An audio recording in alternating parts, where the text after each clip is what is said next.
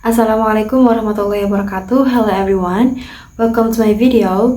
My name is Ramadanti. I'm from PBI 4C. So in this video, I want to share my understanding about the issues TEYL in Indonesia. So there are 5 issues TEYL in Indonesia, such as the first is curriculum and the government policy. The second is teacher competence and belief. The third, implementation. Fourth, material resources. And then the last is EYL in curriculum difference. So everyone, in the first aspect of the issue is curriculum and the government policy. Like we know that Indonesia several times experienced changes in the curriculum system. Like in the KTSP curriculum, where English is only a local content subject. So after KTSP was implemented, there were several problems experienced, such as the aspect that students were less proficient in using their mother tongue, bahasa Indonesian, and then they are also less proficient in their regional languages.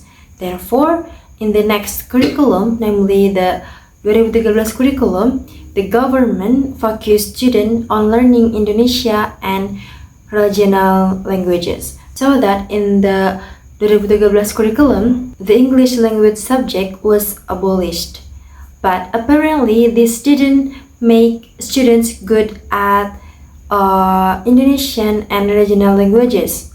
Now, in the curriculum currently used, namely the Merdeka curriculum, the government has created subjects starting from the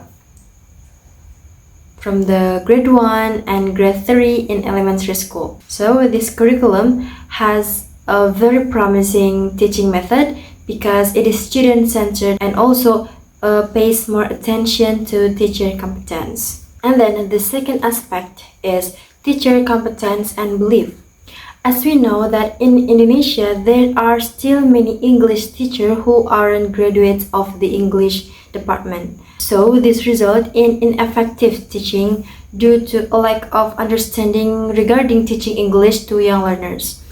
Apart from that, many teachers still think that teaching English to young learners is easy or is simple.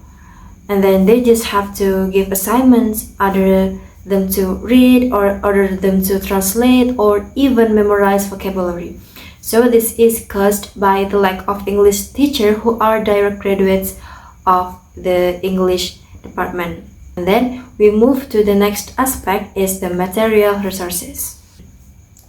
So everyone, the sources material used in the previous curriculum used worksheets, like LKS, which were made by the teacher himself or the school itself.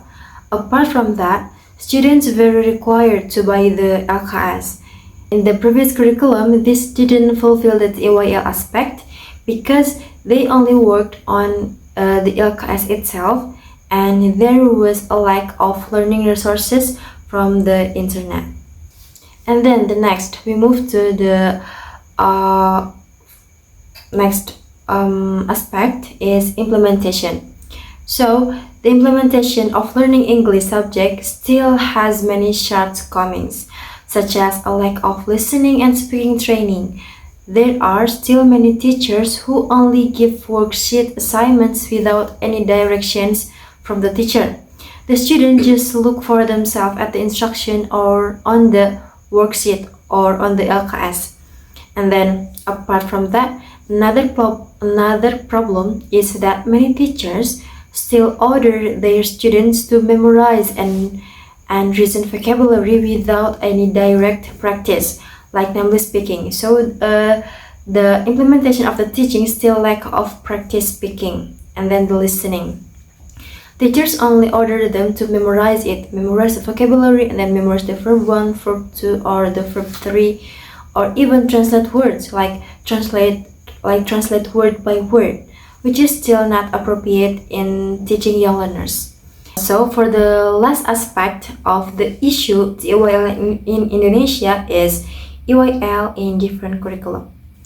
So everyone, the Indonesia government has introduced the new curriculum Merdeka. So everyone, the Indonesia government has introduced the new curriculum Merdeka Belajar, replacing the 2013 curriculum. This new curriculum focuses on essential material, character development, and student skills. It applies to all education levels, from elementary school to college. One significant change is the introduction of English for young learners at the elementary level, starting in the first and fourth grades in some schools. This early introduction aims to build a strong foundation in English, improving language skills as students advance in their education.